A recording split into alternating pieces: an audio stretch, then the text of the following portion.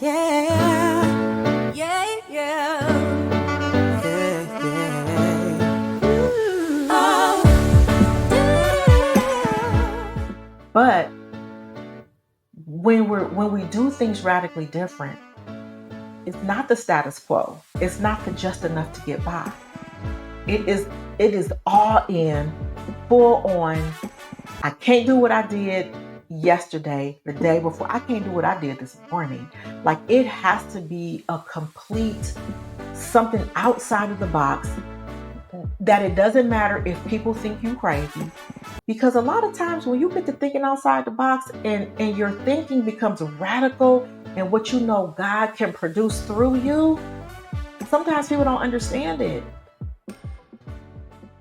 And the other day I was sitting, let me talk proper English, sitting in the kitchen at breakfast, and I'm talking to my husband. And I was like, oh yeah, I need to, figure out what I'm going to talk about next week, on the channel. And I was telling him, I was like, I really, really am digging into this whole doing things radically different.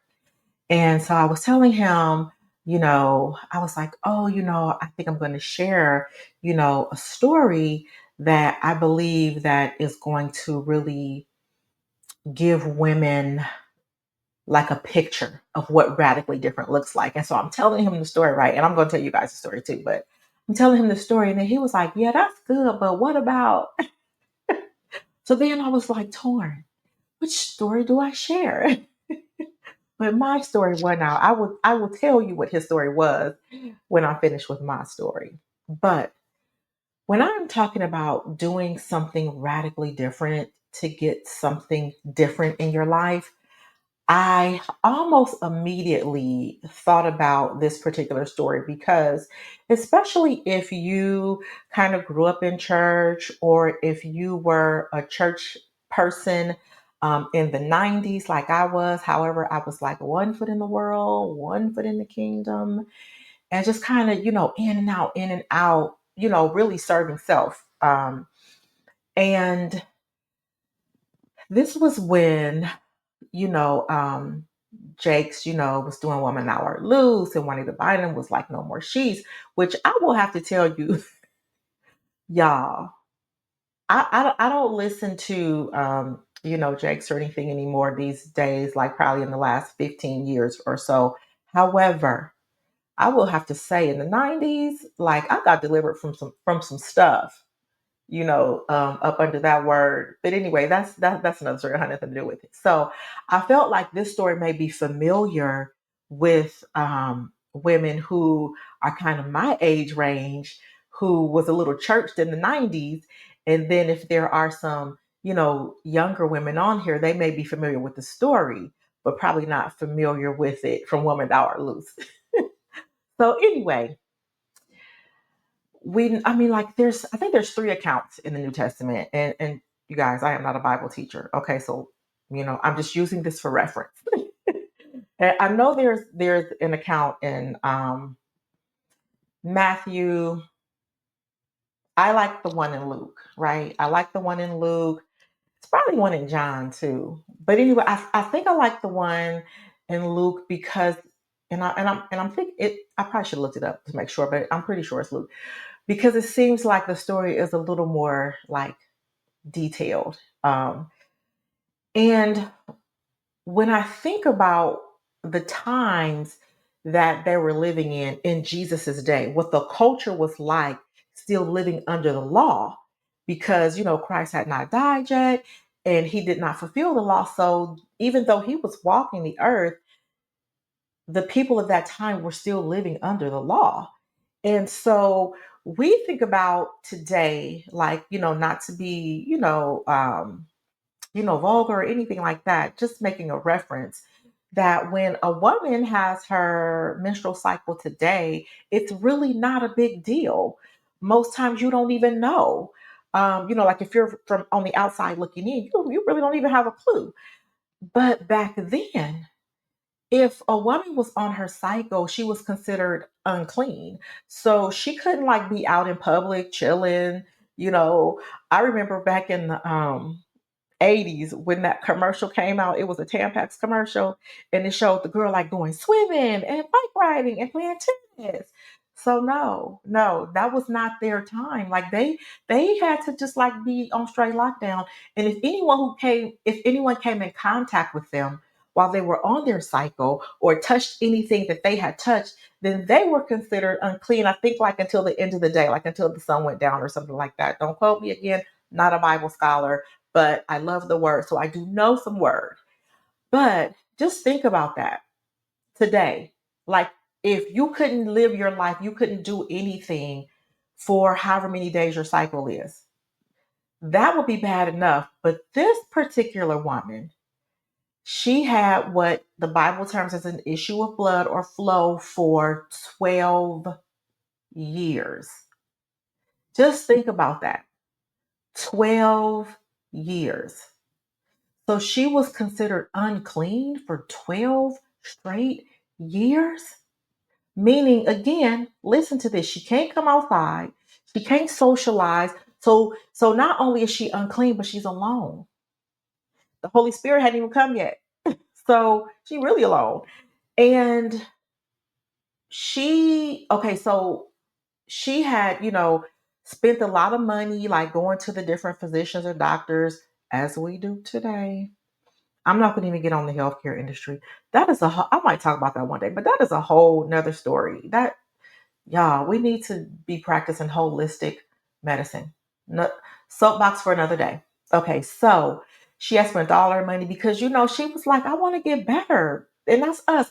Like we want to see change, whether it's sickness, whether it's a new career, whether it's doing something different in our family, or possibly, preparing ourselves for marriage, or whatever the thing is, writing a book. Well, I mean, whatever it is that you have been saying that you want to do or overcome, but you just still haven't gotten there yet, but you're still doing the same things. Now, she could have continued to, follow the rules as we should, like we should follow the rules, but sometimes you got to be a rule breaker, okay?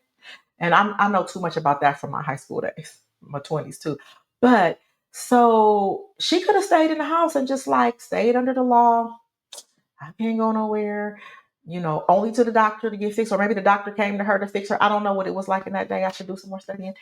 And she decided, nah, I'm tired of this. Like, Jesus here. I heard you here. I heard about all this healing. I'm about to go get some. I'm about to get some of that.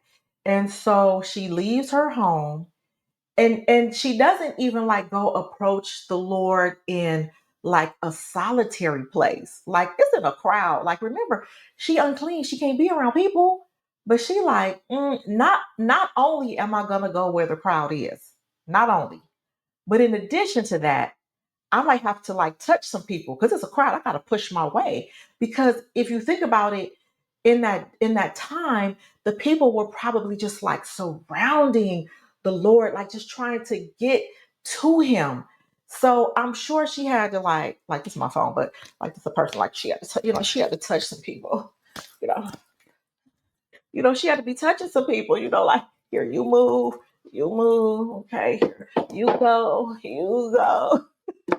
like tearing my desk up. Okay, so she had to like touch people and make them unclean so that she could get to what she needed for her, which was healing. She just didn't want to be sick anymore. She didn't want a house. She didn't want a car. She didn't want cattle. She didn't want, I don't know if she was married or not. She didn't want a husband. She wasn't trying to have a child. She was like, I just want to be whole. I just want my body to work the way God designed it to work. That's all I want. I don't want nothing else. I just want to be whole. She just wanted to be whole. And she went out, she pushed her way through, and she finally didn't even touch him, but she touched the hem of his garment. She just touched his clothing. She just touched his clothing. And her faith and desperation for what she knew the Lord had for her is what made her whole. And that's why I like it. I think it's Luke, where the word says, you know, the Lord stopped because he felt virtue leaving him. Like he felt it, like, leave him, and it healed her. And so that is what you call radically different. If you wanted to change careers and you prayed about it and you're wanting the Lord to open doors, for instance, but you're not doing anything on your, like, you just still going to work, doing what you're supposed to do, getting off, boom, that's it. Or, you want to be a prima ballerina, I don't know, but you don't ever want to rehearse. You don't never want to pursue any extra activities that could allow you to become great in your dancing. You just kind of want it to like fall in your lap or just happen, like just happen. It's my gift. I'll be great. But when we do things radically different, it's not the status quo. It's not the just enough to get by. It is all in, full on. I can't do what I did yesterday, the day before. I can't do what I did this morning. Like, it has to be a complete something outside of the box, that it doesn't matter if people think you crazy. Because a lot of times when you get to thinking outside the box, and your thinking becomes radical, and what God can produce through you, sometimes people don't understand it. And they will be like, girl, you crazy. What are you don't do that. It doesn't matter what it looks like to other people. It doesn't even matter if you think you look crazy yourself. You better go do it differently.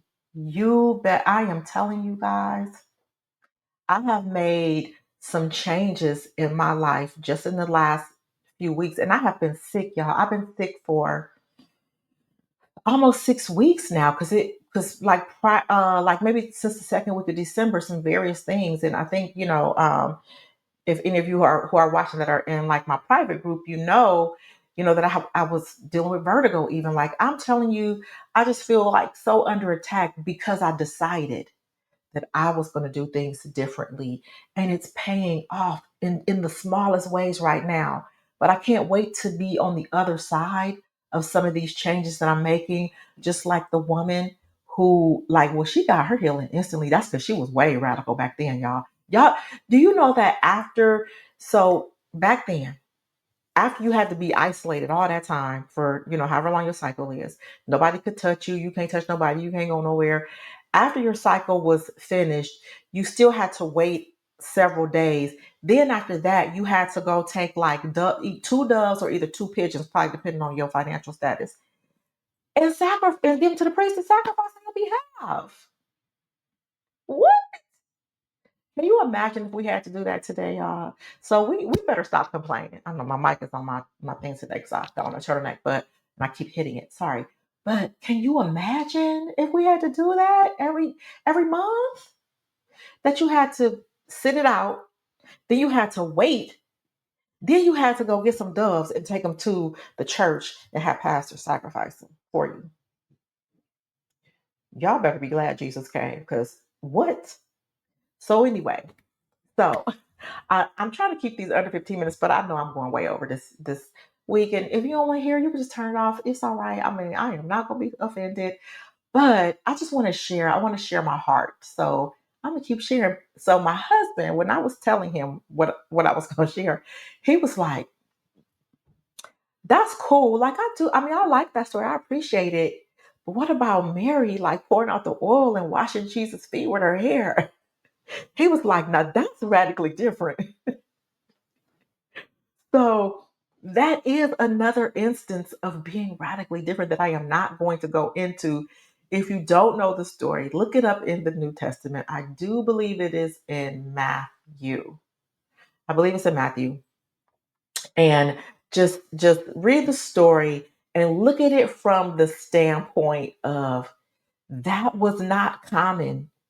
That was not common for her to sit at his feet, take this expensive oil, wash his feet with it, and then like wipe them with her hair, like even taking her hair down, exposing it and wiping, what? Y'all, we think we like doing something and sacrificing and all that stuff today, but we have no idea. We probably couldn't have survived one day in the Old Testament. I'm just being real, because some days it's hard in the New Testament. It's hard on this side. So anyway, I'm gonna stop laughing, y'all. But I hope you guys have a wonderful day. If you have made it to the end of this video, I hope it was something that benefited you. Please share the channel with another woman that you think will be benefited by just being edified and encouraged in her day to day walk and building her faith and growing in community, because that is what I'm all about. Y'all hear me say it all the time: women are my jam. I just want us to be the best, best possible version of ourselves that God created us to be. So anyway, share. So, oh, you guys, and comment. Could y'all start putting some comments in the comment? Because I will comment back. Okay. And as I say, that's all I got. You guys have a wonderful day.